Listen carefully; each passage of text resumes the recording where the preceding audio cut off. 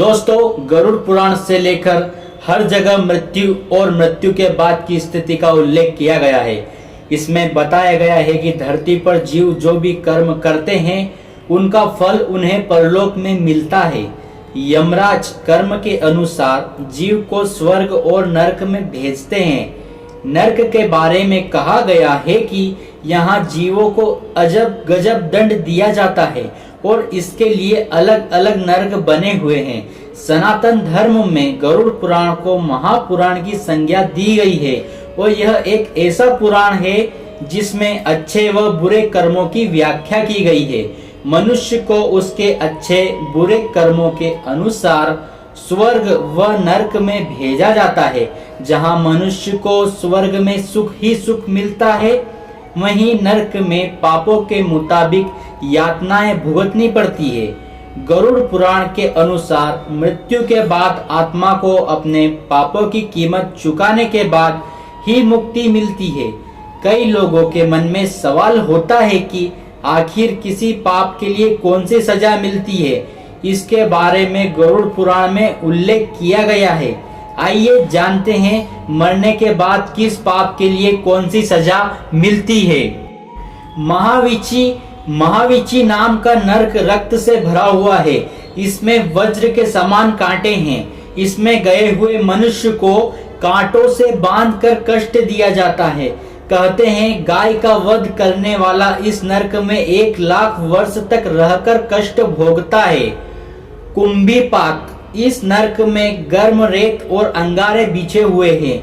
इस नरक में दूसरों की जमीन और धरोहर हड़पने वालों के अलावा ब्राह्मणों की हत्या करने वालों को भेजा जाता है।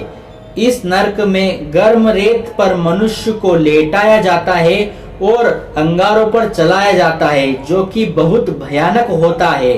मंजूस, इस नरक में उन्हें दंड दिया जाता है जो निर्दोष को बंदी बनाते हैं। यह नरक जलते हुए सलाखों का बना है जिसमें दोषी जीव को डालकर जलाया जाता है। अप्रतिष्ठ, इस नरक में उन लोगों को डाला जाता है जो धार्मिक व्यक्तियों को कष्ट देते हैं। यह नरक मल मूत्र पीप से भरा हुआ रहता है। इसमें पापी जीव को उल्टा करके गिराया जाता है। विलेपक, इस नरक में वैसे ब्राह्मण जाते हैं जो मदिरा पान करते हैं। यह नरक चमड़े की आग से जलता रहता है। इस आग में जीव को झोंक दिया जाता है।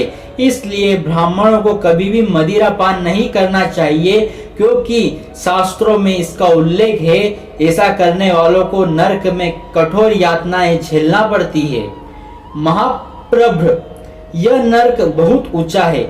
इसमें बड़ा सा त्रिशूल गड़ा है। जो व्यक्ति पति पत्नी में विभेद करवाकर उन्हें अलग करवाते हैं, उन्हें इस नरक में डालकर त्रिशूल से छेदा जाता है। जयंती, इस नरक में एक विशाल चट्टान है। इस नरक में पराई स्त्रियों के साथ शारीरिक संबंध बनाने वालों को इसी चट्टान के नीचे दबाया जाता है।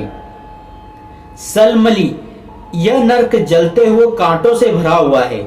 इस नरक में उन स्त्रियों को जलते हुए सलमली वृक्ष या आलिंगन करना पड़ता है जो पर पुरुष से संबंध बनाती है या पराई स्त्रियों से संबंध बनाने और कुदृष्टि रखने वालों को यमदूत आंखें फोड़कर उनकी आंखें निकाल लेते हैं। महारौरव, जो लोग खेत खलियान, गांव और घर में आग लगाते हैं, उन्हें युगों युगों तक इस नरक में पकाया जाता है। तामिश्र, जो लोग चोरी करते हैं या किसी से जबरन चीजें छीनते हैं, उसकी इस नरक में यमदूत भयानक अस्त्र शस्त्र से पिटाई करते हैं। असीपत्र, यह एक वन है। इस वन के पत्ते तलवार जैसे हैं। मित्रों को धोखा देने वालों को इस वन में डाल दिया जाता है, जहां वर्षों तक इस वन के पत्तों से कट फट कर जीव दुखी होता रहता है। करम्ब बालुका, यह नरक कुएं जैसा है जिसमें गर्म रेत, अंगारे और कांटे बिछे हुए हैं, जहां पाप कर्म करने वालों को 10,000 वर्ष तक दंड भोगना पड़ता है।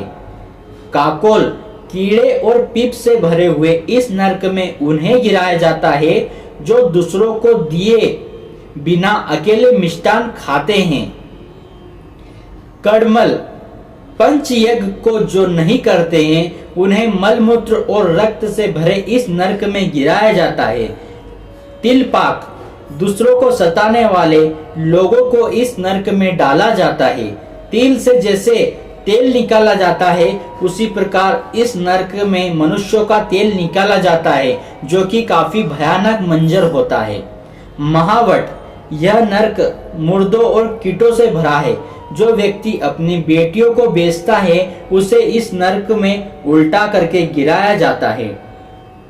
महाभीम, यह नरक सड़े हुए मांस और रक्त से भरा है, जहां मांस मदिरा खाने वाले और जीवों की हत्या करने वालों को डाला जाता है।